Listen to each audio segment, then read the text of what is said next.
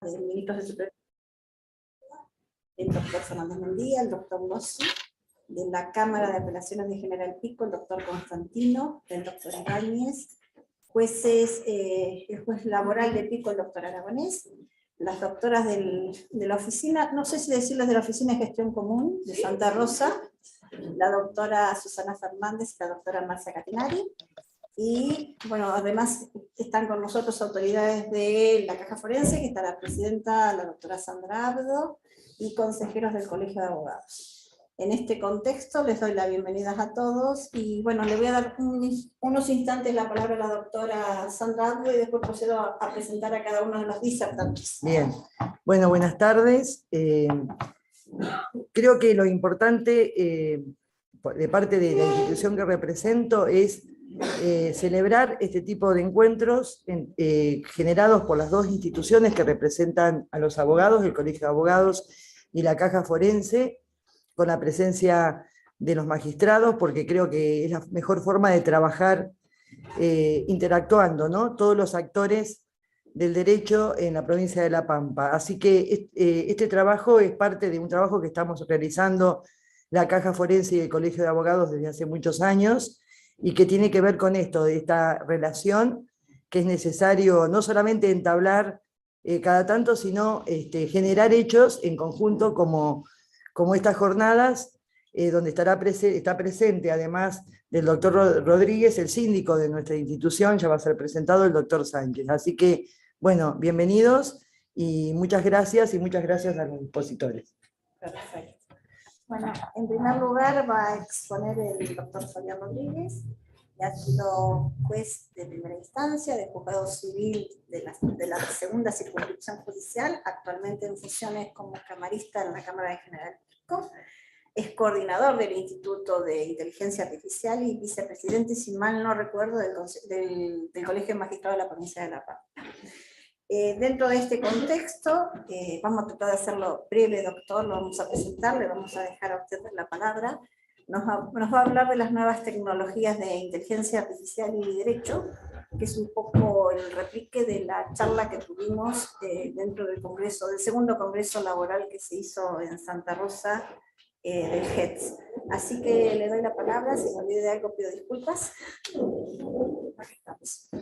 No, para nada. Bueno, en primer término agradecerte a vos, Sandra, en función de la Caja Forense, igualmente a vos, Susana, por parte del Colegio de Abogados, por la invitación, en esta conmemoración de los 60 años del colegio, como de la Caja Forense, y también en relación a esta coparticipación, digamos, entre los abogados y los funcionarios judiciales, ¿no? Que es muy importante tenerlo, y no te quiero corregir, pero el instituto que tenemos, que es integrado por gente del Colegio de Abogados y por gente de nosotros, del Poder Judicial, y también por otras personas más, ingenieros, etcétera, porque la idea es hacerlo interdisciplinario, bueno, un poco de eso vamos a hablar ahora, es de Derecho, Innovación y Tecnología, es más amplio que la inteligencia artificial que voy a hablar un poco ahora en la charla.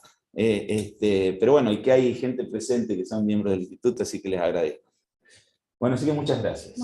Y bueno, muchas gracias a ustedes por venir, por bancarme, conversar un poco sobre esto, y a la gente que está en el Zoom también, agradecerle que lo veo por acá por pantalla. Esto que es inteligencia artificial y derecho, lo que he denominado, ¿por qué? Voy a empezar con ¿por qué hablar de estos temas? Digamos, bueno, como les decía hoy, formamos un instituto en el cual estoy acá porque trato, como mucha gente, de involucrarnos en esto de la tecnología, que es nuevo y que la tecnología va avanzando de una determinada manera. Y el derecho avanza, pero no tanto. El derecho siempre avanzó, pero como una consecuencia, atrás de los avances. Si vamos a la revolución industrial, observamos que el derecho fue después de las cosas que sucedían a raíz del avance tecnológico de la revolución industrial. No estaba acorde. ¿Pero qué pasaba? En un determinado momento el derecho era como que se iba ayornando en el tiempo, porque los avances tecnológicos si bien eran fuertes, no eran continuos en el tiempo y tardaban muchísimo en ir desarrollándose. Hoy pasa algo diferente. Hoy el avance tecnológico es disruptivo, es decir, que el avance es muy fuerte. En 5 años se avanza de una manera abismal. Entonces ahí es donde el derecho, que se puso el traje de la ley, se puso a decir esto es así, esto es, sus bases empiezan a modificarse. ¿En qué sentido lo digo? Lo digo que hoy el derecho necesita de otras disciplinas. El derecho necesita ayornarse con otras disciplinas. Hay una necesidad de no más allá de la interdisciplina, que es el actuar entre varias disciplinas, sino la transinterdisciplina, es decir, ir más allá de integrar verdaderamente cuando se forma una ley o cuando nosotros tenemos que resolver un problema, constantemente, en los casos complejos tenemos los peritos, constantemente. ¿Por qué? Porque no es una cuestión que el juez pueda tener eso como en el siglo XIX, que resolvía absolutamente todo con la ley y de ahí no salía. No es que nos vamos a salir de la ley, por supuesto que no, porque en eso ya lo vamos a ver en el transcurso de la charla, que hacia ahí tenemos que ir para defender derechos, para tratar de que la tecnología no trasvase esos derechos. Pero el derecho un poco está ahí. Está en esa expectativa de ver si continúa con el avance tecnológico o no. En ese avance tecnológico se mete esto que denominamos inteligencia artificial. Inteligencia artificial tiene un nombre contradictorio. La inteligencia es humana. Tenemos varios tipos de inteligencia, o sea, inteligencia cognitiva, inteligencia emocional, inteligencia musical, si quieren, aquellas personas que... Y hay 12 tipos de inteligencia que no les voy a perder el tiempo en nombrar ahora. Pero, y artificial. Entonces, si es artificial, como no es humana, no es artificial, acá hay un concepto que no encaja. Pero que sí tiene una simulación. Y ahora les cuento por qué. A ver, en la inteligencia humana, yo, cuando voy a hacer un determinado acto o quiero llegar a una determinada situación, por ejemplo, cruzar la calle, ¿qué hago? Miro el entorno, veo el semáforo, veo la cantidad de autos que hay, los peatones, está en rojo, está en verde. Entonces, ¿qué hago? Una percepción de patrones. Reconocimiento de patrones. Entonces veo todo eso y en función de eso actúo, cruzo la calle y obtengo el resultado que fue cruzar la calle. Eso es en la inteligencia de todos los días. La inteligencia artificial, la tecnología, las máquinas, los sistemas incorporados, tratan de hacer esto, emular esto. Emular cómo a través de un reconocimiento de patrones de lo que yo a la máquina le voy a poner un input, tratar de que mediante un procedimiento, el algoritmo, que ahora lo vamos a ver, me produzca un resultado, un output.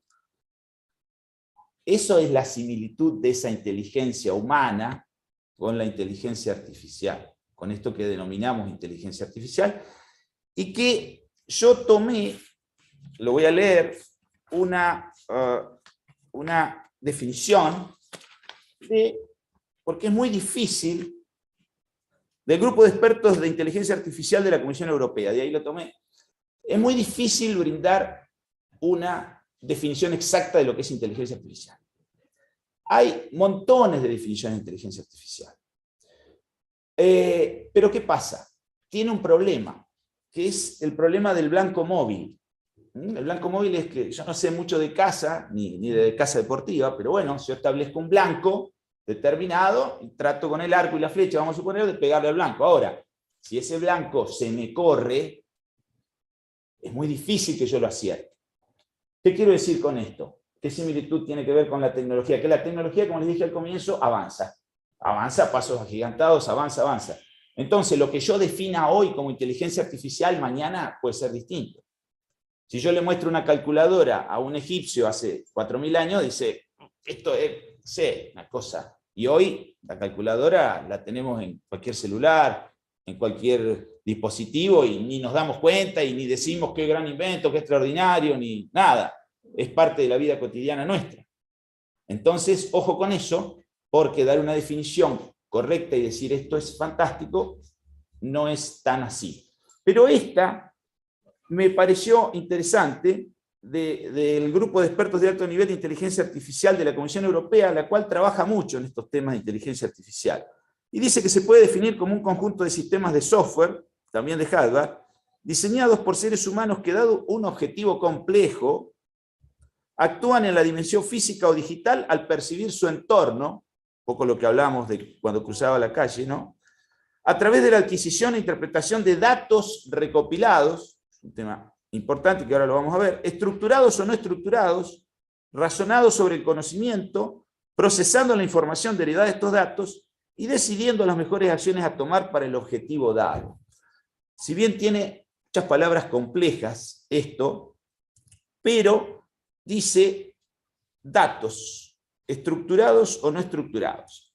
La inteligencia artificial, originariamente, estamos hablando de la década del 50, donde dos personas, que son Marvin Minsky y John McCarthy, trabajaron en estos temas de la inteligencia artificial, pero trabajaban sobre una inteligencia artificial lógica. Es decir, le ponían a la máquina una serie de datos, pero con unas reglas matemáticas lógicas, y la máquina daba un determinado resultado. ¿No es cierto? Pero eran reglas matemáticas. ¿Qué pasaba? ¿Cuál es el problema que tiene esto? Que sigue estando la inteligencia artificial en este sentido. Lo que pasa, que ¿cuál era el problema? Que era muy específica. Esta inteligencia artificial, de esta manera, es la de, que ustedes sabrán, es la de Deep Blue, la computadora que le gana a Kasparov allá por los años 80,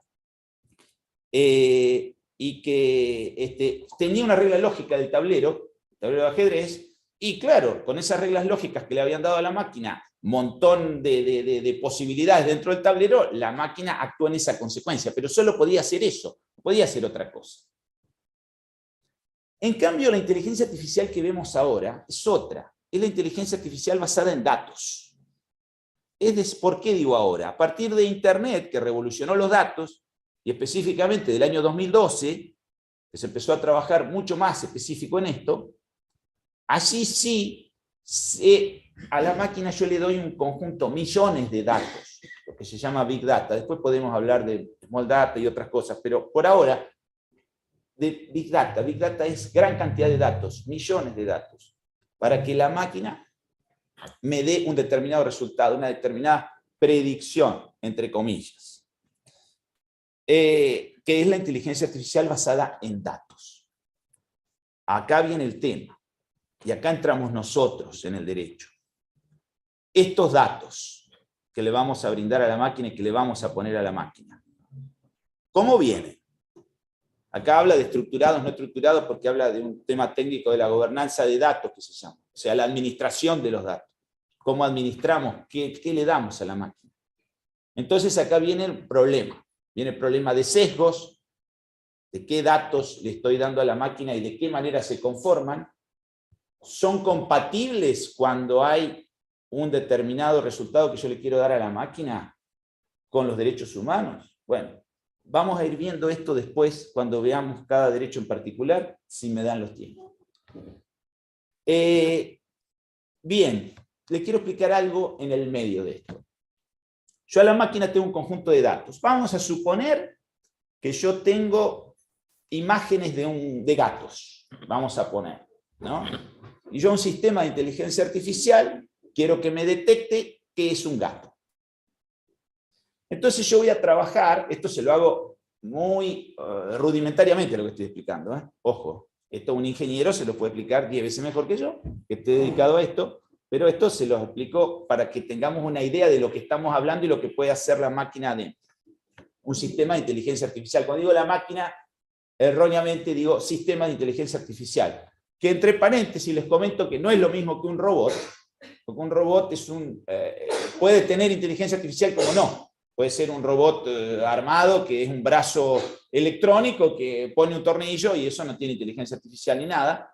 O un robot, como pasa en Japón en este momento, que ya están diseñándolo en los prototipos para que cuide ancianos. Entonces ya tiene un sistema de inteligencia artificial introducido. Dicho esto, cierro paréntesis, sigo con los datos y sigo con el gato. Yo tengo una imagen, le doy una imagen a la máquina de un gato y quiero que me lo descifre. Si la máquina lo hace, bueno, a ver qué pasa en el medio. Yo le voy a dar un Big Data, montones, millones de imágenes. La máquina, en este caso el sistema de inteligencia artificial, va a actuar. Hay dos tipos de sistemas, digamos, en esto, que es el de aprendizaje, el machine learning, ¿no? Y el sistema deep learning, es decir, de aprendizaje profundo. Son dos sistemas. Uno es más, digamos, específico que el otro. Este último actúa con lo que se llaman redes neuronales, y acá los meto en un problema. Redes neuronales, porque quieren asimilar a la red neuronal del cerebro humano. Es decir, cuando yo le brindo a una neurona del cerebro humano una notificación, por así decirlo, esta neurona le manda el dato a otra neurona y me estoy moviendo el brazo. O estoy hablando. Es decir, eso es lo que hace que posibilita este ciclo neuronal. Bueno, en el caso de la inteligencia artificial, estas imágenes de gatos que yo les doy tienen, por ejemplo, un entorno, un contorno tiene la imagen. Entonces va a ir sobre una capa. Esa capa es numérica, matemática, que tiene lo que denominamos pesos matemáticos. Esos pesos matemáticos se van cambiando y se van dando órdenes a otras capas. Y así sucesivamente, esto le estoy hablando en milésimas de segundo, y van produciendo que la máquina diga, bueno, este es el contorno, este es el color, esto es la forma. Las distintas capas tienen eso. Y sale la imagen del gato. Si sale una imagen distorsionada, tenemos un problema. Porque, perdón, la tecnología. Si sale la imagen distorsionada, es porque tenemos algún problemita ahí. ¿Qué pasó antes de esto? Antes de esto, el ingeniero o el que sea, le dio a la máquina un instructivo. ¿Qué es el instructivo o una serie de procedimientos? El algoritmo. Le dijo, la máquina va a tener que hacer estos pasos. Ahora bien, cuando entro en esto que es una red neuronal, de capas matemáticas, ¿qué pasa? La máquina le da la señal a cada una de estas capas, pero después la máquina ve y elabora sola qué capa, digamos, qué peso, qué formulita matemática conviene para que la imagen del gato sea la exacta. Ya se desprende del algoritmo que le dio el humano y lo hace automáticamente solo. Ahí está hilando con el concepto de artificial, que hablábamos de la inteligencia con artificial. Ahí está. Eso hace que se desprenda y que no sepamos dentro lo que está pasando. Eso, en estos sistemas de inteligencia artificial complejos, ojo, es lo que nos denominamos caja negra, por la caja del mago. No sabemos qué es lo que pasa ahí, qué es lo que hizo la máquina, pero me dio el resultado. Ejemplo, Google Translator, el traductor de Google. Tiene millones de textos que le incorporan, millones. Y sigo con el ejemplo del gato. Yo le digo la palabra cat, en inglés, que es gato, pero no sabe que es un gato la máquina, evidentemente, no tiene una relación causal como tenemos nosotros, el ser humano, no. Simplemente, por una cuestión matemática de los idiomas, de los datos que le fuimos dando, determinó que era la palabra gato. Y lo hace con una precisión importante. Una precisión importante. Pero bueno, en el medio no sabemos qué es lo que pasa. Dirán, que estamos hablando acá. Ya viene el derecho incorporado, por todas estas cosas que les digo. ¿Qué pasa cuando la máquina falla? Y ahí vamos a tener un problema, o cuando el algoritmo falla. Ahora lo vamos a ver en la parte de responsabilidad, porque yo decidí hacer esto, digamos, de la inteligencia artificial y el derecho, y vamos a ir viéndolo en todas las ramas. Pero un poco espero que les haya quedado claro este sistema complejo de la inteligencia artificial a nivel alto, digamos, a un nivel complejo alto. Después en el medio tenemos para abajo sistemas de automatización, de árboles de decisión, que son cosas más rudimentarias, que también se llaman inteligencia artificial, también en alguna medida, y que es, por ejemplo, lo que podemos usar dentro del esquema del derecho del proceso. Y ahí entro ya en la etapa de la parte procesal.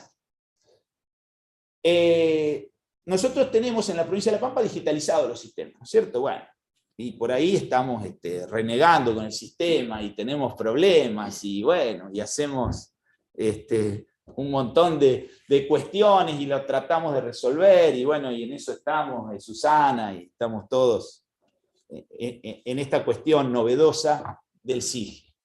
Pero ese es el primer paso, la digitalización, es decir, transformar esto en papel acá, a lo digital, a la máquina.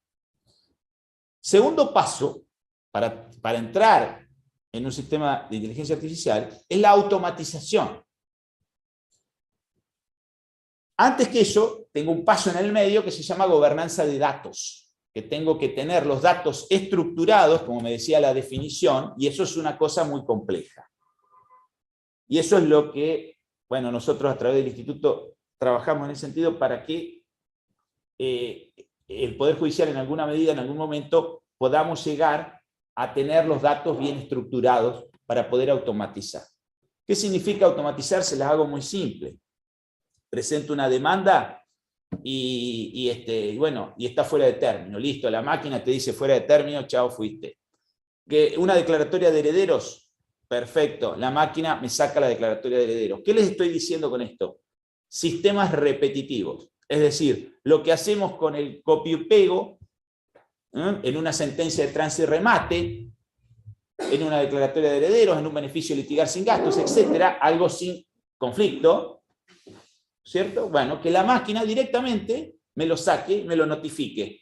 No interviene ese humano. Y ustedes dirán, bueno, ¿y si no interviene, qué hace? No, se dedica a las cosas más complejas. Entonces optimizamos el tiempo. Estos sistemas de model topping, o de, técnicamente se llaman así, o de árboles de decisiones complejos. Árbol de decisión, ¿qué es? Es un árbol que ¿es blanco o es negro? La máquina va, ¿es blanco o es negro? Decido acá, decido allá. ¿Está fuera de término o no está fuera de término? Si la máquina me va decidiendo. ¿Es heredero o no es heredero? Me va decidiendo pasos. Todos esos pasos automatizan los sistemas.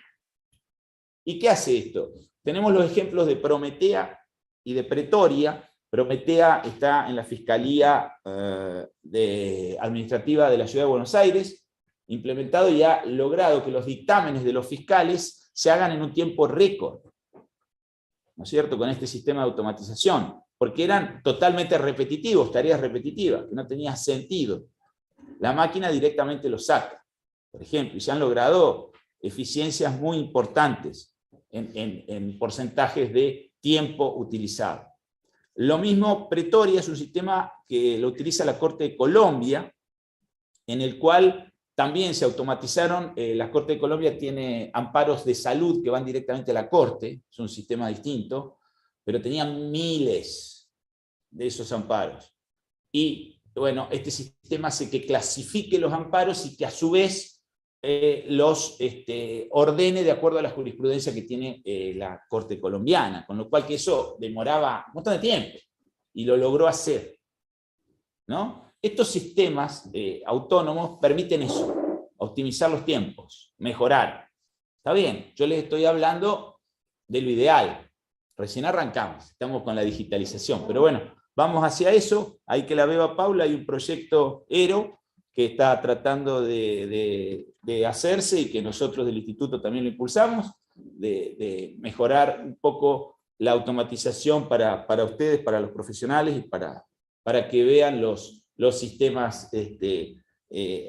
automatizados en lo que es jurisprudencia y en lo que es poder tener una predicción mayor en cuanto a los casos que cada uno de ustedes va a enfrentar, a ver qué es lo que decimos nosotros del otro lado del mostrador, ¿no? En temas no complejos, ¿no? Temas más repetitivos, más concretos.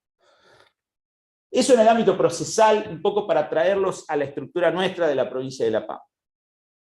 Después tenemos también un impacto de la inteligencia artificial y de estos sistemas en el derecho civil, en varios aspectos del derecho civil. Uno de los aspectos es la responsabilidad civil. Y ese es muy interesante. ¿Por qué? Porque es dónde fallan o cuándo fallan estos sistemas. Imagínense que en la Argentina se están desarrollando sistemas de inteligencia artificial en el área de salud, hay muchos, ¿cierto? Que por supuesto, como parafraseando a un amigo, Juan Corbalán, que habla de estos temas, y dice que la inteligencia artificial tiene el lado luminoso y el lado oscuro.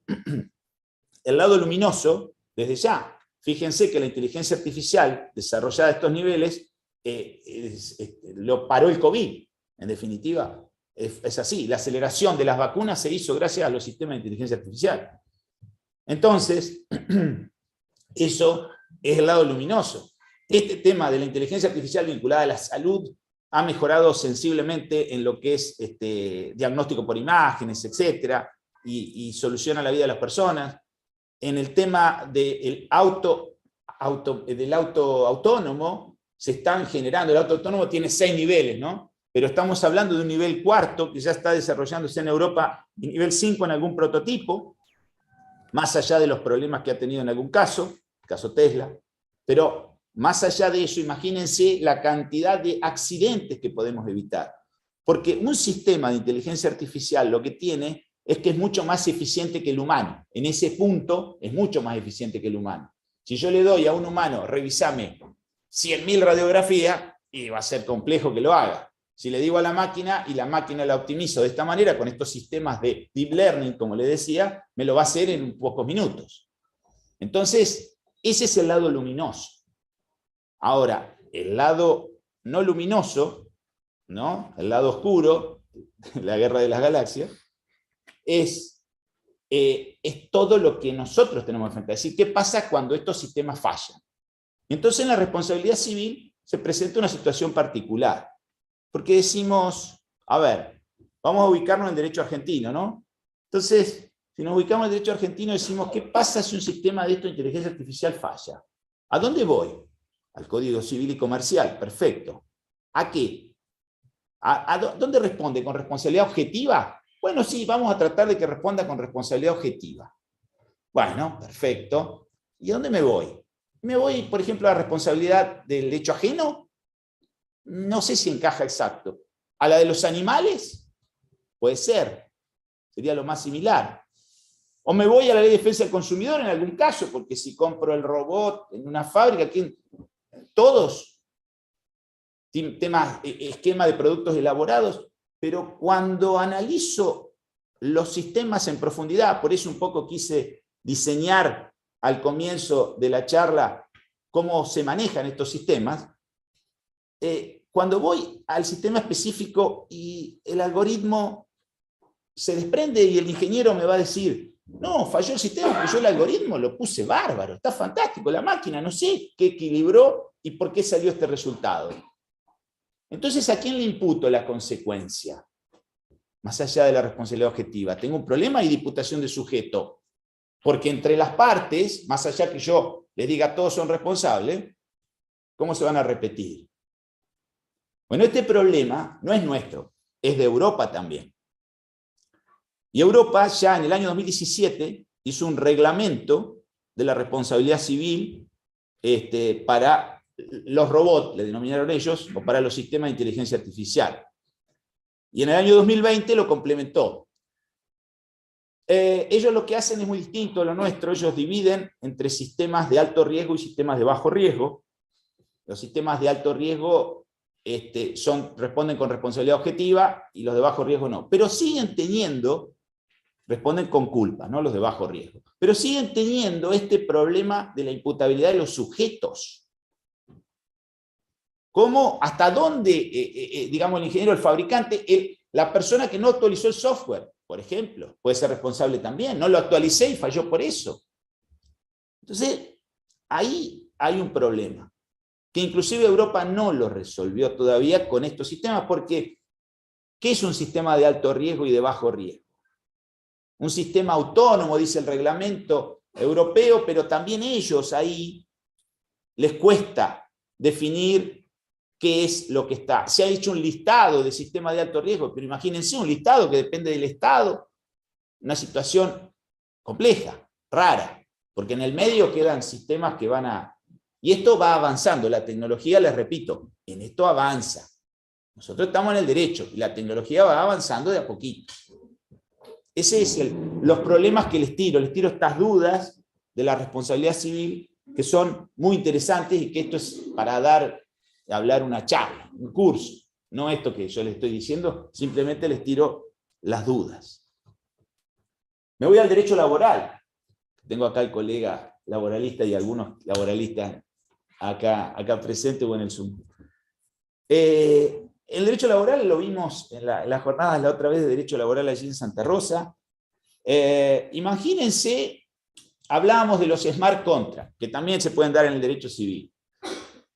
Un smart contract es un contrato inteligente, supuestamente inteligente. A ver, que yo lo incorporo a un sistema digitalizado, es un contrato digitalizado, encriptado, con firma digital supuestamente, ¿no? Y que se autoejecuta. Por eso le llaman inteligente. Y les voy a poner un ejemplo volado, pero para que se entienda. Vamos a suponer que existe el auto autónomo categoría 5 y que se vende en el mercado. ¿Cierto? Perfecto. Muy bien. Entonces, yo compro ese auto autónomo con una prenda. Permiso. Compro ese auto autónomo con una prenda. Perfecto, muy bien. A la 10ª cuota de la prenda no lo pago. Perfecto, no lo pago. Voy a sacar el auto del garaje de mi casa y el auto, no, me dice, no, vaya y pague la cuota. Me sale un cartel, ya en principio. Bueno, perfecto, pero yo no tengo ganas de pagar la cuota. No voy a pagar la cuota. Bueno, a los 2 meses digo, voy a sacar el auto a ver si anda esto. El auto arranca. Perfecto. ¿Y qué hace? Me lleva directo a la concesionaria. Se para ahí y yo no lo puedo arrancar. Eso es un ejemplo. Para decirles que, listo, agarramos el contrato prendario que tenemos actualmente, del cual discutimos y tenemos jurisprudencia y todo eso, lo tiramos a la basura. Es decir, fíjense, este tipo de contratos se lo llevé al extremo, a un extremo, pero que, ojo, que el smart contract hoy existe para los servicios financieros, para un montón de cosas que están en el medio y que se autoejecutan. Cuidado. Entonces, volviendo al derecho laboral, imaginemos un smart contract dentro de la estructura del contrato de trabajo. Estaría fenómeno en cuanto a pago de salario, el trabajador faltó 5 días, perfecto, la máquina automáticamente, si tengo sistema de registración, todo bárbaro, me lo va a ejecutar. Ahora, ¿qué pasa cuando hay problemas más subjetivos, más de la injuria? ¿Qué pasa ahí? Imaginemos un problema ahí con un smart contract. Tiene un botón en el cual yo salgo del smart contract, puedo salir.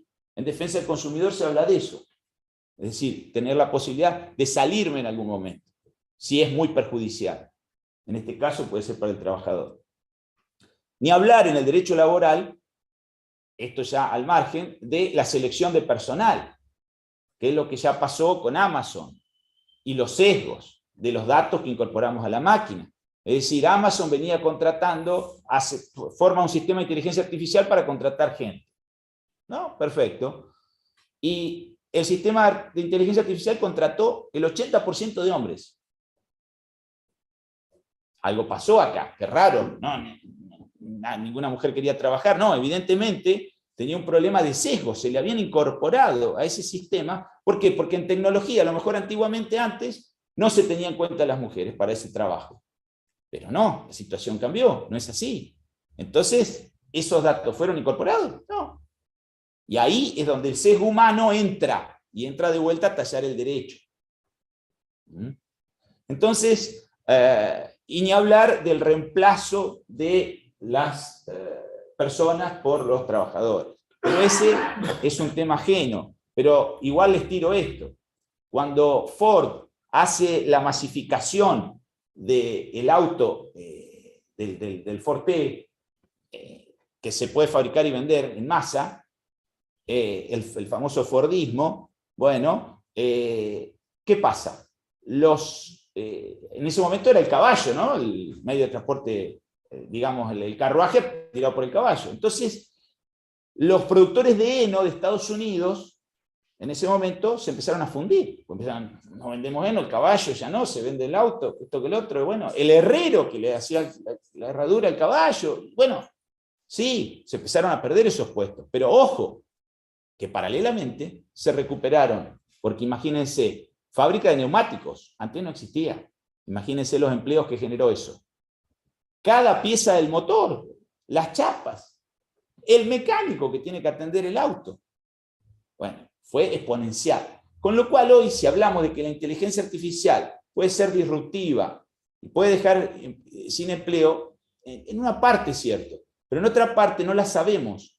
¿Por qué? Porque puede ser expansiva en otro ámbito para producir empleo. O sea que ahí también tiene un impacto la inteligencia artificial en el derecho laboral. Y ya voy terminando, Susana, así le doy paso a Bernabé. Y les digo que también en el derecho penal, en el derecho administrativo, en el derecho de los consumidores, que ese es el que más rápido va a llegar, porque en ese estamos todos los días tratando de comercializar a través de sistemas de inteligencia artificial. Y en el derecho penal también. En el derecho penal, allá veo un penalista, pero también. En el derecho penal también, porque lo vemos a través de todo lo que pasa con el piercing y todo el tema del robo de datos y etcétera, cotidianamente. Y ni hablar de otras situaciones como abusos, etcétera, que se producen a través de la web. Con lo cual, todo, como les dije al comienzo, intercala estos sistemas de inteligencia artificial y el derecho. El tema es que el derecho vaya en eso. Y por eso es la idea nuestra de estar acá, y le agradezco a Sandra, y le agradezco a Susana, de insistir con estos temas y de tratar de trabajarlos, sea a través de ustedes como colegio, en la caja también que apoya todas estas cuestiones, bueno, ir mirando, porque el futuro, ojo, que ya llegó. Ya llegó. El otro día escuchaba a un profesor que decía el siguiente ejemplo, lo decía para Latinoamérica, ¿no? Decía que nosotros, es como estos sistemas de inteligencia artificial o esta tecnología que se viene, es como si fuera un tren, que nosotros en Europa ya lo están viendo, y nosotros estamos escuchando el ruido. Nosotros escuchamos el ruido. Algo viene, va a venir el tren. Ahora el tema es, cuando pase, ¿estamos listos para subirnos o no? Esa es la pregunta. Les dejo las dudas, las inquietudes y gracias.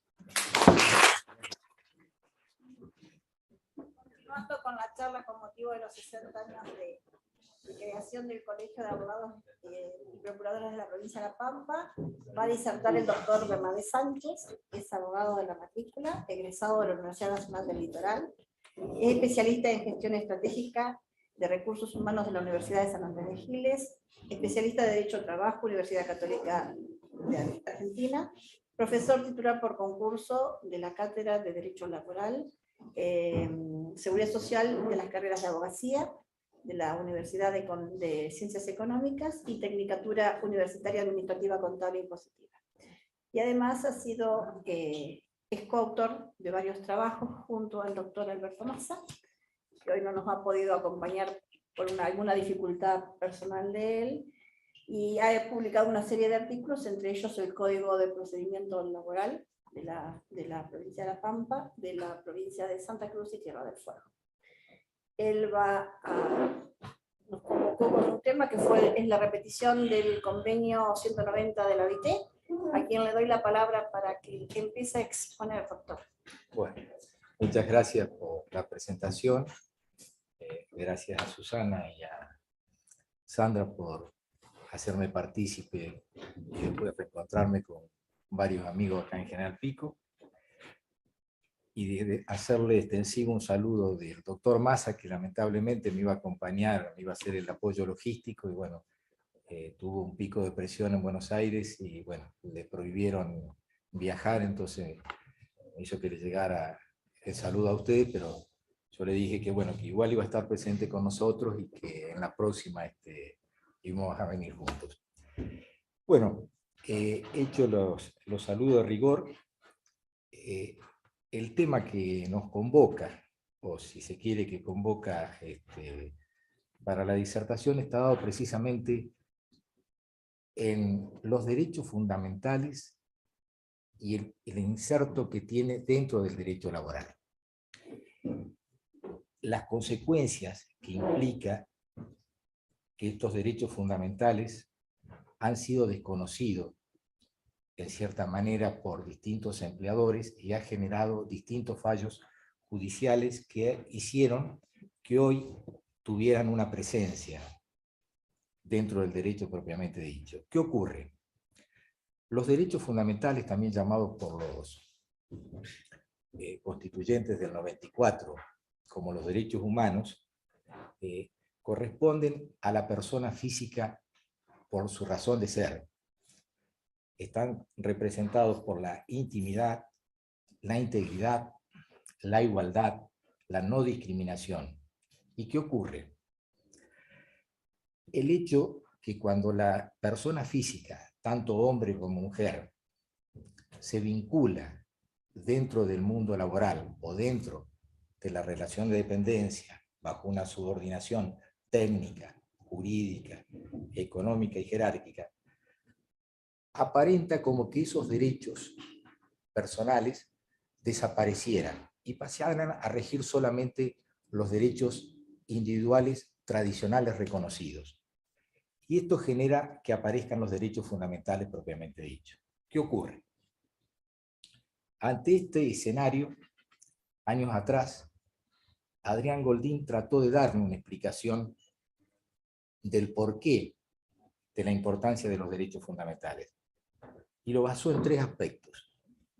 Primero, hizo hincapié que al reconocerse los derechos individuales que están dentro de nuestra Constitución Nacional en el 14 bis, surgió una propagación de esos derechos a las relaciones laborales. Y como consecuencia de ello, se vieron en la necesidad de reconocer, además de estos derechos tradicionales, el derecho a la intimidad, el derecho a la no discriminación, el derecho a la igualdad, el derecho a la garantía.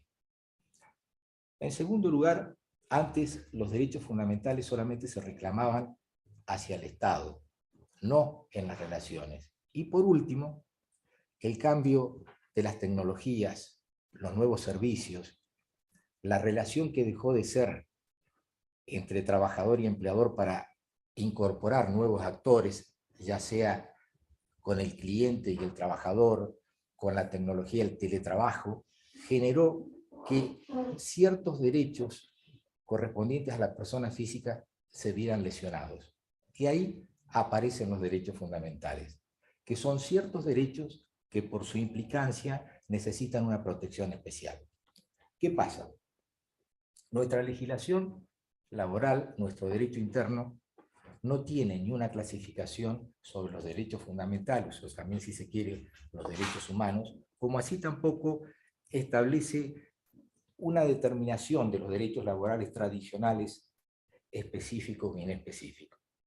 Rodríguez Mancini, en su obra Derecho del Trabajo y las relaciones, derechos fundamentales y las relaciones laborales, copia una clasificación que viene del derecho español y habla de los derechos fundamentales específicos y los derechos fundamentales inespecíficos. Cuando habla de los derechos fundamentales específicos, se refiere a aquellos derechos que están legislados en nuestra Constitución Nacional y corresponden tanto al derecho individual como al derecho colectivo.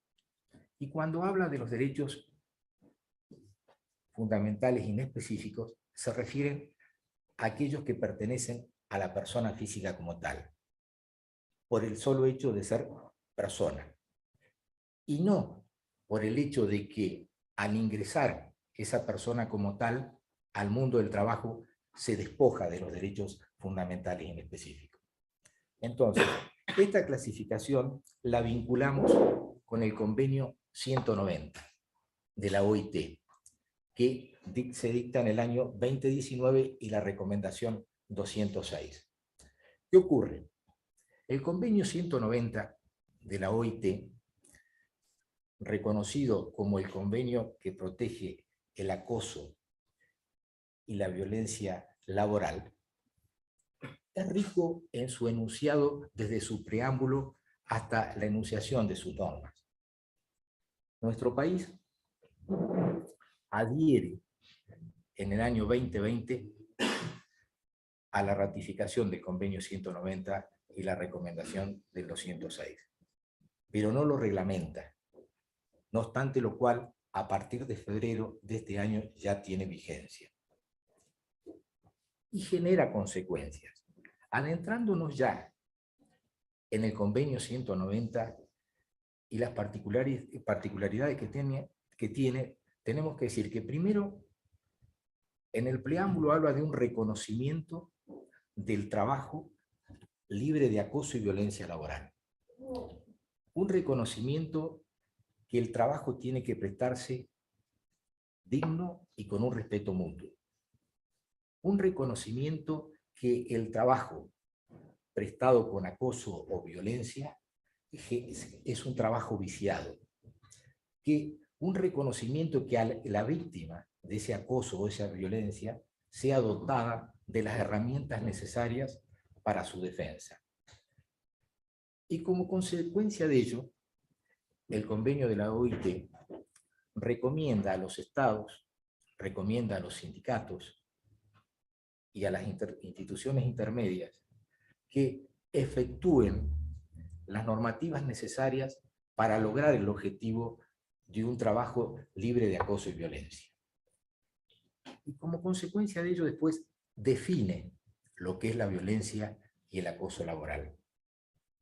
¿Qué ocurre? Cuando realiza la definición del convenio 190 de lo que es acoso y lo que es violencia, manifiesta aquel conjunto de comportamientos o prácticas inaceptables que se dan dentro de la relación laboral o amenaza de esos comportamientos o esas prácticas que tienen que se hagan una sola vez o en forma repetitiva, cuyo objeto sea causar un daño o sea susceptible de causar un daño. Y va más allá, enumera el daño físico, psíquico, económico y sexual. Y a su vez incluye la violencia por una cuestión de género. ¿Qué dice el convenio? Que a su vez esta cuestión de género se da cuando hay abuso sexual e inclusive establece cuando hay una cuestión de género por sexo o por un género determinado. Y se puede utilizar esta definición en forma indistinta o por separado, es decir, tanto para definir el acoso laboral o la violencia laboral, siempre que haya un comportamiento como tal. Definido lo que es el acoso y la violencia para el convenio como tal, establece el ámbito de aplicación. Y acá es interesante el convenio porque no mide o no limita, si se quiere, si hay relación laboral o no hay relación laboral. O sea, va más allá de la relación de dependencia o no. Establece que se puede dar tanto en el ámbito privado o en el ámbito público, en el ámbito urbano o en el ámbito rural. Y a su vez, protege al aspirante, protege al postulante, protege al que está prestando el servicio o al que dejó de prestar servicio. O sea, que el ámbito de actuación es inmenso, o sea, es infinito, es meramente enunciativo. Y no termina ahí, sino que continúa hablando en qué ocasión entiende la OIT que hay acoso o violencia laboral. Y determina distintos escenarios. Se puede dar antes de la relación laboral, de hecho que mencioné el postulante o el aspirante, durante la relación laboral y culminada la relación laboral. Y más aún, describe distintos escenarios fuera del ámbito de ocasión del trabajo. Puede ser en un lugar de esparcimiento, puede ser en un lugar donde se efectúa el pago, puede ser en el vestuario, puede ser en un viaje, o sea, enuncia dónde estaría la ocasión del acoso o la violencia en relación al victimario. O sea, en cierta manera, el convenio de la OIT 190 y su recomendación 206 es pro víctima. ¿Qué ocurre? A su vez, dicta distintas situaciones o distintas medidas que se deben llevar a cabo a los efectos de impedir que ese acoso o violencia laboral se exteriorice. Entonces, nos ilustra diciendo que por medio de reglamentos, por medio de protocolos, por medio de acciones, se puede ir previendo esta situación como tal.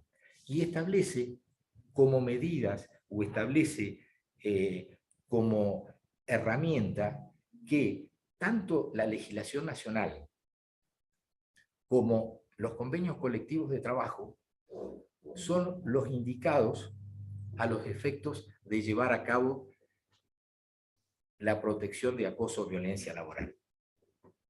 ¿Qué ocurre? Definido lo que es el convenio, definida la ocasión, definido el escenario donde se puede perpetrar esa amenaza o ese comportamiento, da también las salidas, como por ejemplo una indemnización, una reubicación del trabajador, una acción por daños y perjuicios, un reconocimiento por parte de la ley de riesgo de trabajo con respecto a ese acoso o esa violencia laboral. Esa enunciación la hace tanto en el convenio propiamente dicho como en la recomendación 206. Ahora bien, descrito el escenario de lo que son los derechos fundamentales, descrito el escenario de lo que dice el convenio y la OIT, nos encontramos con el derecho laboral argentino, con el derecho interno. Como dije anteriormente, en el 2020 se ratifica el convenio. En el 2022, 22 de febrero del 22, tiene plena vigencia. El convenio de la OIT dice que los estados nacionales tienen la obligación de dictar la reglamentación con relación a ese convenio y a la recomendación propiamente dicha.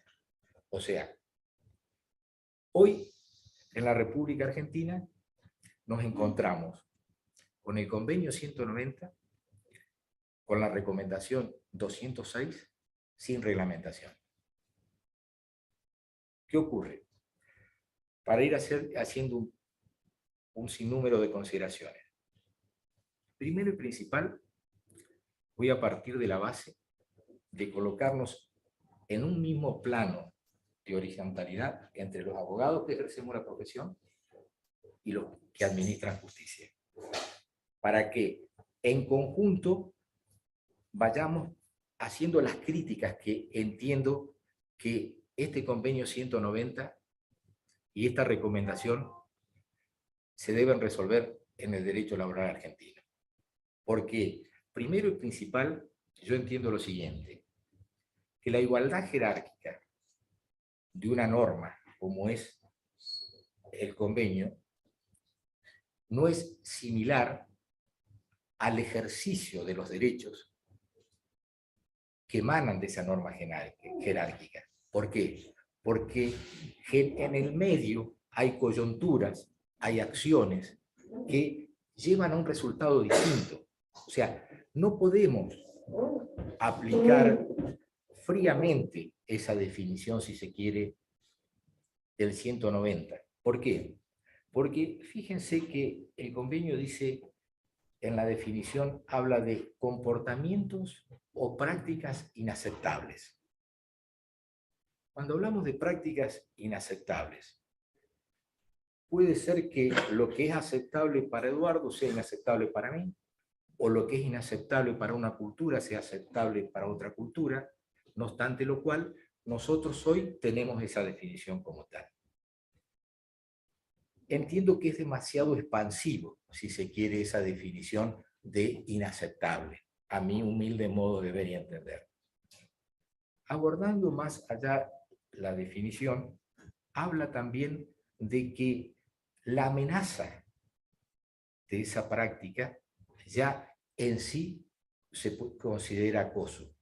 Más aún, profundiza más, habla que dice que cause daño o sea susceptible de causar un daño. O sea que ya la amenaza propiamente dicha ya configura el daño para esta definición como tal. No sé si soy claro con relación a nuestro derecho. Y más aún, cuando habla precisamente de los daños, se va precisamente al daño psíquico, económico, físico y sexual. Hay una variedad de daños como tal, que entiendo que en nuestro derecho como tal es necesaria una reglamentación sí o sí, de modo tal que de otra manera choca con las instituciones de nuestro derecho laboral propiamente dicho. Por eso, desde mi humilde punto de vista, entiendo que el convenio 190, la recomendación 206 y la ratificación de la ley 27.580 que la pone en vigencia, pone en crisis a distintos institutos del derecho laboral. Yo me atreví para la charla de abordar 4 institutos que a mi modo de ver resultan peligrosos de acuerdo a lo que dice el convenio. Una de las preguntas que me hice y se las traslado a ustedes está dado precisamente cuando hablamos que el artículo 15 de la Ley de Contrato de Trabajo habla de la conciliación, de la transacción. Habla que para que haya una conciliación o una transacción tiene que haber una razón fundada y tiene que haber justa composición de derechos y de intereses. Entonces, podemos, de acuerdo a la normativa del 15, acordar una conciliación con efectos transaccionales y liberatorios por acoso laboral o violencia laboral. Yo entiendo que la norma no lo dice, o sea, choca contra el artículo 15, porque dice que tiene que haber razón fundada y justa composición de intereses. O solamente vamos a circunscribir esa conciliación, esa mediación de los acuerdos liberatorios en una fase solamente económica. ¿Entiende? Entonces, ahí es el primer semáforo rojo que me hace el 190 y la recomendación 206. A mi modo de ver y entender, hecha la pregunta, entiendo que independientemente de que es necesario a rajatabla una modificación o por lo menos una adaptación de nuestra ley de fondo, la 2744, también debemos adaptar la ley de procedimiento administrativo y la ley de procedimiento laboral, me refiero, y ley de procedimiento laboral también en cuanto a la conciliación, de buscarle un método o una salida, en el sentido de decir, bueno, reconozco el acoso y la violencia laboral que existieron y relativizo en cuanto a las medidas para aplicarle una solución. Pero hoy como está, o sea, no es conciliable ni el acoso ni la violencia en los términos del artículo 15. Necesitamos imperiosamente una adaptación del artículo 15 y de una metodología en la ley de procedimiento con relación a cómo solucionamos el tema en los códigos de procedimiento laboral en cuanto a un sistema de tramitación del acoso y la violencia, como lo dice el convenio. ¿Me explico? Ese es el primer enfoque o la primera luz roja que se me ocurre en cuanto al convenio como tal. Después, el convenio sigue hablando precisamente de que, que se deben reconocer el acoso o la violencia laboral como un siniestro laboral, o que la ley de riesgo de trabajo lo tiene que considerar como tal. ¿Qué ocurre? Si bien la ley de riesgo de trabajo nuestra, 24.557, vapuleada por todos lados, y este es un colador en cuanto a los tratos de constitucionalidad que tiene, ya en los objetivos establecía o le daba herramientas a las entidades sindicales para que adaptaran o modificaran siempre previendo siniestros o lo que fuera, cosa que desde el año 95 sigue incolume ese artículo como tal. Pero hay una herramienta para tal. ¿Qué ocurre? Entiendo que la misma ley de riesgo de trabajo, ante un siniestro, hoy lo está haciendo la jurisprudencia, debe tomar la denuncia de acoso o violencia como un siniestro, ante la denuncia ante la Comisión Médica Jurisdiccional como tal. También se va por otro lado diciendo que en otros fallos hablan de los riesgos psicosociales, que vendrían a ser un poquito, si se quiere, más elevado que el moving e incluye el acoso moral propiamente dicha, y lo trata de igual manera que los riesgos físicos. Ya ha habido fallos en Mendoza, en Córdoba, que lo tratan como tal y lo reconocen, pero igual hoy, en el análisis de fondo, tenemos esa laguna y esa duda en cuanto a la ley de riesgo de trabajo. Después, la recomendación 206 habla, en el artículo 14, habla de la inversión de la prueba. Como yo dije, es províctima.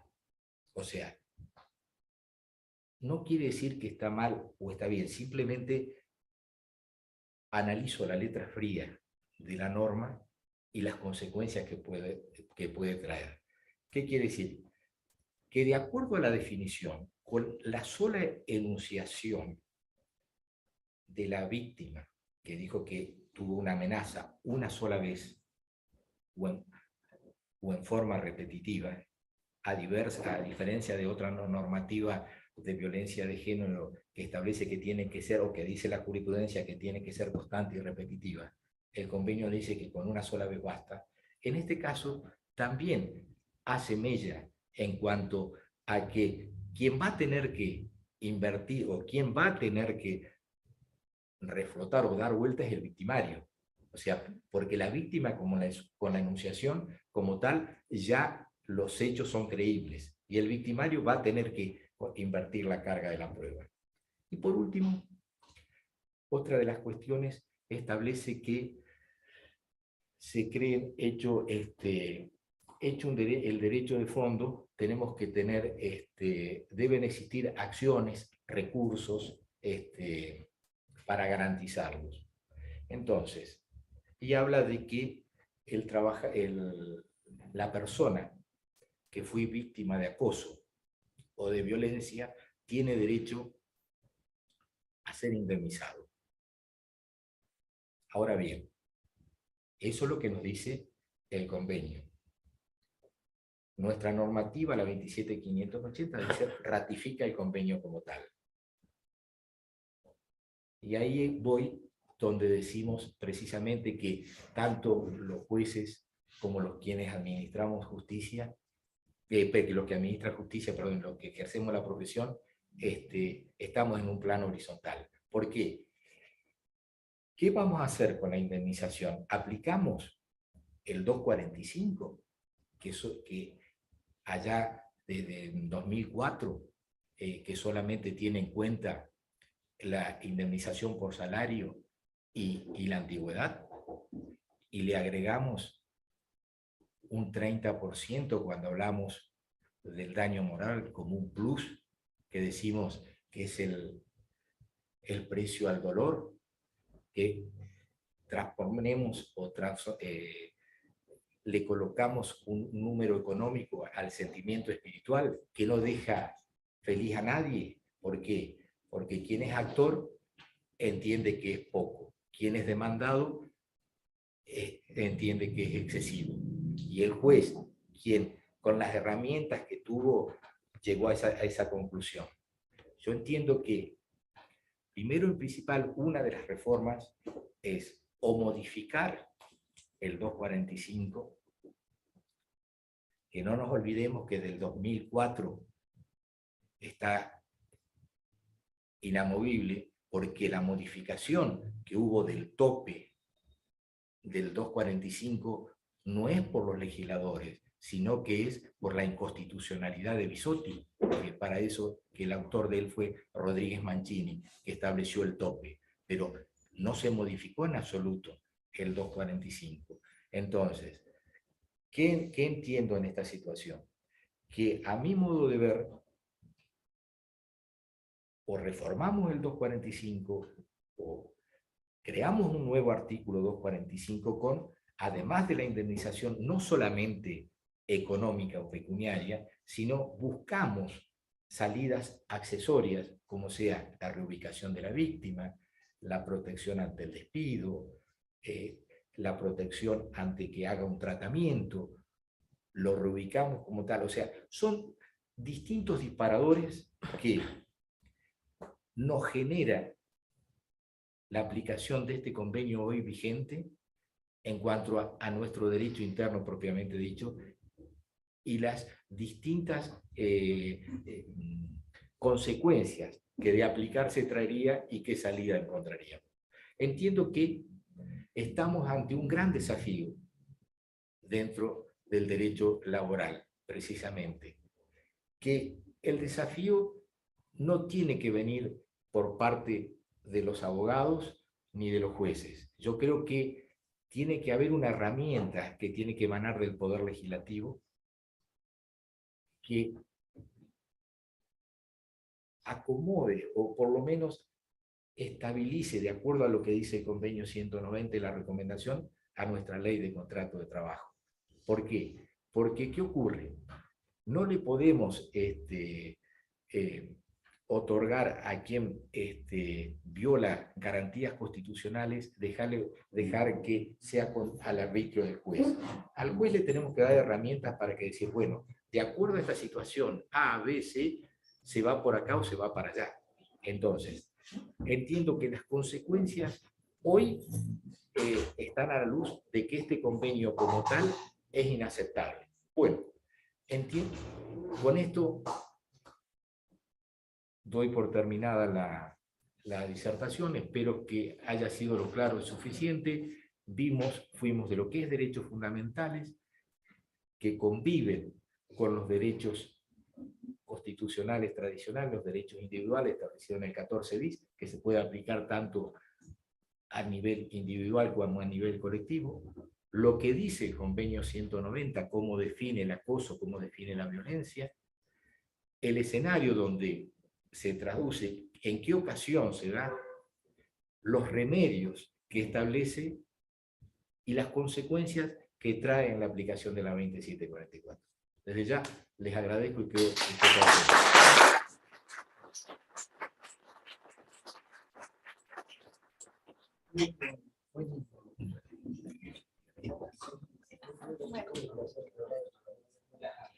Si alguien quiere hacer alguna pregunta, los disertantes están dispuestos a contestar lo que ustedes requieran.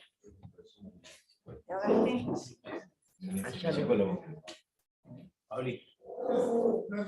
sí. Sí. Primero la honestidad. No he leído el convenio 190, mucho menos la recomendación, Pero me llama la atención lo que contaba recién de que la ecuación de la carga obligatoria sea tan directa. Sí, sí. Mira, te leo fríamente lo que dice, lo que dice la ley, que a mí también me hizo ruido, y precisamente yo dije, Pablito me va a hacer alguna pregunta, entonces me llevé la ley, traje, dije, le voy a leer fríamente, inclusive la marqué con colorado. Dice el 16, dice, los mecanismos de presentación de queja y de solución de conflicto en caso de violencia y acoso, razón de género, mencionado deberán comprender medidas tales como la inversión de la carga de la prueba, si proceden procedimientos distintos de los penales. ¿Me entendés? Entonces, yo creo que ahí esto es peligroso. ¿Me entendés? Por eso... ¿No te parece que puede ir, digo, adaptándolo y aplicando los mismos criterios para el sentido de historia, en el sentido de que tenga que demostrar visos de algo? Sí, te explico. Cambia el sentido de Pelicori contra Colegio y Monteagudo, lo de la Corte, te acordás que era distinto, pero yo entiendo que va a tener elementos de defensa del victimario como tal, pero en el mientras tanto, con la enunciación lo considera procedente o le da traslado. Eso es lo que veo. O sea, está bien, recién empieza, Pablo, esto empezó, o sea, está vigente a partir de febrero. O sea, yo creo que vamos a tener un derrotero importante, pero yo vi una alarma ahí, vi un semáforo. Ya algún fallo de despidos basándose... Correcto, sí, sí. No sé si era violencia de género, era más casi acoso sexual. Y recuerdo que el fallo se basaba en la declaración, en la denuncia hecha por la compañía de trabajo. Con eso demostraron la causa del despido. ¿Crees que va a funcionar así? Mirá, no es mío el término. Rodríguez Mancini decía que es necesario una modulación de todo esto. ¿Me entendés? En lo inmediato, los fallos van a salir para cualquier lado, entiendo. Si vos te fijás, hay uno en Córdoba contra Caraza que dictamina una situación como la que vos decís, y hay otro en Mendoza distinto, y muchos lo asocian con el tema de la discriminación. No nos olvidemos que la 25013 derogada establecía un 30% como un plus sobre la discriminación, además de la indemnización del 245. Capaz que por ahí le encontremos una salida a la indemnización del 245 por ahí, pero hoy como está planteado, o sea, a mí también me ocurría la pregunta, es que si un caso tal, un juez se aparta de lo que dice el 245 en cuanto a la indemnización tarifada por salario, por antigüedad, y fija un número exorbitante, ¿hay incongruencia procesal? ¿Me entendés? O sea, son todos disparadores. En la soledad de mi lectura se me llenaban de preguntas todo, entonces dije, bueno, lo tiro en el auditorio y veo, pero esa es la posición. Hoy es un desafío, por eso dije, es un gran reto que tenemos de acá en adelante. Pero no, sí. Perdón, yo también no conozco el tema, pero sí, me surge así por la teoría general del derecho. Dos cosas. Además de la posible incongruencia, hay también un problema de arbitrariedad. Correcto. Sí, sí. Porque si bien es cierto que el derecho de los pactos habla de la progresividad, claro, está refiriéndose al enriquecimiento de los derechos, pero eso dentro del sistema jurídico. Claro. Sí, sí. Sí, coincido. Pero en el análisis no encontré alguna otra salida, o sea, simplemente lo hice a título enunciativo para ver, claro, a dónde vamos. Lo que advierto es que muchas cosas han avanzado por la creación pretoriana conjunta entre abogados y jueces. Correcto. Pero esa pretorianidad siempre tiene que tenerla en ese momento. Exacto. Yo pienso lo mismo. Yo pienso. No estoy diciendo una barbaridad. No, coincido. Por eso yo entiendo que es menester una Yo reglamentación. me estoy refiriendo a la indemnización. Sí, sí, sí, sí, sí. Igual, sin perjuicio de ello, algunos autores establecen que por ahí también, además de la del 245, va la del daño civil y demás. Simplemente yo me aboqué a la ley de contrato de trabajo y al 190 y cómo incide en el derecho laboral interno. ¿Me entiende? Pero las otras, y por eso busqué la salida, es decir, podemos ir por pena, sanciones o accesorias, a raíz de que una de las medidas que prevé el convenio de reparación es que se hagan protocolos o que se exijan a esos empleadores un sinnúmero de cumplimiento de normas contra la no discriminación, contra la integridad y demás. Pero bueno, está todo por verse, si se quiere, para dar. Se me ocurre, Sí. pero también del desconocimiento, es el tema de que la analogía tiene que ser usada cuando está permitida. Sabemos que la analogía no va en el derecho penal, no va en el derecho de seguros. Sí, sí, sí. Sí, sí, por eso. No sé, ahí también es para... Es para debatir, por eso yo dije, es un gran reto que yo entiendo que la aprobación o la ratificación del convenio fríamente no se tomó conciencia de lo que se está haciendo, de lo que dice. Es mi opinión de un gallego de Quemú. Cuando la cosa se da de empleador hacia los trabajadores, a cuando se da entre compañeros de trabajo. Claro. Ahí el empleador queda bastante... Claro, sí, sí, sí. Porque está en medio de una relación que claro. la separa a la trabajadora para protegerla, pero tiene que separar al trabajador también para protegerla. Claro, sí, sí, sí. Sí, sí, y ahí ponerle en su caso la suspensión preventiva de contrato de trabajo o lo que fuere, o sea, otro disparador que da, o sea, uno se pone a leer el convenio y se te disparan para la normativa de distintos lugares, de distintas situaciones que te pueden ocurrir. Yo simplemente señalé estas 4 que me parecieron interesantes en cuanto al análisis de la charla, pero sin duda hay mucho más disparadores en todos los institutos del derecho del trabajo. Sí, sí. Sí, sí. Una reflexión más que nada. Muchas veces cuando escuchamos este tipo de normativas, a mí me pasa que me preocupa las consecuencias de futuras contrataciones a mujeres, porque realmente flaco nos hace. A veces pienso un poco también haciendo conexión con lo que contaba Fabián, esto de la interdisciplina, ¿no? Cómo se juntan estos grupos de trabajo, cuáles son las perspectivas con las que se analiza todo esto. Y me llama muchísimo la atención sobre todo la amplitud de la terminología, ¿no? En una época nos estamos tratando de consensuar la terminología. Con Fabián en el instituto siempre lo conversamos ahí, que la tecnología está tratando de buscar lo que son estándares, ¿no? De hecho, sobre todo en salud digital, hay software espectaculares en donde en todos lados del mundo que utilizan, supongamos, HL7, historia clínica digital es HCD, listo. Y no HC, lo que sea.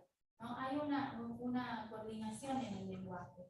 Parece que hay espacios que están buscando la coordinación en el lenguaje y nosotros cada vez usamos terminología más ambigua que produce sesgos, que es lo que justamente estamos tratando. Y si después queremos aplicar inteligencia artificial, que vea los datos de una resolución basada en una normativa con amplitud de terminología, el resultado va a ser espantoso. No vamos a tener la posibilidad de una lectura de todo esto. Entiendo que digamos, la inteligencia artificial es una gran tecnología y sirve para muchas cosas y para muchas otras cosas no, como el análisis de la conducta humana. La inteligencia artificial no puede analizar la conducta humana, por lo menos no hoy en día. Pero si la vamos a aplicar, supongamos en el CIGE, ¿no? Tenemos un proyecto X y se aplica. Y se va a aplicar en base a las resoluciones judiciales. Va a hacer un análisis a futuro de predicciones de lo que podría o no podría pasar. Y realmente vamos a hacer agua con todo esto. Por eso esto que se conversaba hoy de la interdisciplina es tan interesante. La verdad que, igual, muchísimas gracias porque muchas cosas de las que mencionó yo no las conocía, pero me resultan una alarma. Yo pienso en mis hijas a futuro, ¿no? Y ¿qué pasa con todo esto? ¿Quién las va a querer contratar? Me van a empezar a tener miedo. Esa es mi visión. No es tu temor, no es infundado. Más aún, fíjate que yo hago hincapié cuando dice prácticas y comportamientos inaceptables. Entonces, es expansivo ese término. O sea, y así seguís cuando habla de una amenaza, también, o sea, que susceptible de causar un daño. Y entonces, quien va a contratar va a decir, ¿qué herramientas tengo yo para protegerme? ¿No? Por eso el tema, viste, de la redacción en los organismos internacionales, Fabián Savioli, que es un especialista, daba clase en la maestría, dice que eso es un problemón en los tratados. ¿Por qué? Por lo que dijiste vos, los tratados tienen, en los países, tienen distintas formas de ver las situaciones. Uno lo ve de una manera, el otro lo ve de otra. Entonces, buscar las palabras para acertarle. Por eso cuando lo volcás al derecho interno, que decís, bueno, fenómeno, apruebo el Tratado de Derechos Humanos, Derecho Interno, ¿cómo lo adaptás al derecho interno para que no pase esto? Porque si yo mañana como juez quiero aplicar ese tratado internacional, que debería aplicarlo por el 22, artículo 75 y 72 de la Constitución, vos decís, ¿y ahora? ¿A dónde voy? Por eso yo digo, ¿viste?, que la igualdad jerárquica no es similar al ejercicio de los derechos que emanan de esa norma. ¿Me entendés? Pero no se toma conciencia de esa situación como tal. O sea, ratifican un tratado, lo largan así, en diciembre, en plena pandemia del 2020, ratifican, largan la 27.580 y listo. Que el 22 de febrero, ¿qué pasa? Dijeron el 22, falta un montón, lo tiramos y listo, y lo largaron. Y llegamos a febrero y estamos con esto. Y lo van a plantear. Y cuando organismos internacionales también hay traducciones. Hay, por ejemplo, Politics, Policy and Compliance, que siempre se traduce mal, se traduce compliance como cumplimiento, cuando nosotros utilizamos compliance de la misma manera. Es como que amplifican la torre de Babel, ¿no? Y si no empezamos, que es un poco el trabajo que hacemos entre el colegio y los jueces, y cuando nos juntamos, que es aunar criterios y tecnología, porque si no, no nos vamos a comprender. Entonces, es muy complicado la normativa, lo digo para los que asesoren a legisladores, ¿no? Los que participen de la creación de una ley, empezar a pensar. Sí, por eso yo digo que atraviesa el artículo 15, lo destruye, porque va a conciliar cuando hay un acoso o violencia. Pero hay otros pactos que lo prohíben. Claro. Entonces, ¿qué dice? Hablamos de una resolución fundada, hablamos de justa composición de intereses, y cómo vamos a conciliar lo inconciliable. Pero bueno, como soy civilista, no lo conozco. Generalmente en todo derecho político, la infracción tiene una exigencia de taxatividad, especialidad o legalidad. En esta cuestión de género, a favor del género, de la víctima, ya no existe esa taxatividad, ¿no? Ya por lo menos es un avance que le complica al juez en la condena o en la absolución. Correcto. Porque al hablar de que sea ¿cómo es que decía vos? Inaceptable, es algo... Sí. Pero bueno, yo creo que lo que se va a tener que... porque el 75, inciso 22 dice que no se puede modificar la parte dogmática de la Constitución. Es decir, vos podés aceptar los pactos, pero esto que estamos hablando no sé si está en la parte dogmática, por ejemplo, del 18. Lo rosa ahí. Y muchos de los tratados internacionales, no pasa eso. Sí, ese es un Sí. tema. Bueno, lo importante era instalar el debate y las luces que a mí en la soledad cuando preparaba el tema se me prendieron y ahora veo que a Juan todos son lo mismo. Es un reto duro, difícil porque no hay herramientas. O sea, esto puede salir disparado para cualquier lado. Sí, Pablito. No, la última, a modo de reflexión también, hace 30 o 40 años, la solución era bastante fácil, decir, el convenio dice reglamentar, no hay reglamentación, chao. Pero a partir de que la Corte dijo en el 2012 que los derechos tienen vocación de efectividad, algo va a haber que resolver. Ahora que no haya solución expresa. Exacto. Sí. Claro, sí, sí. O sea, hoy tenemos en vez de normas declarativas y programáticas. ¿Qué va a pasar? Sí, sí, Pero sí. con vocación. Exacto. Bueno, listo.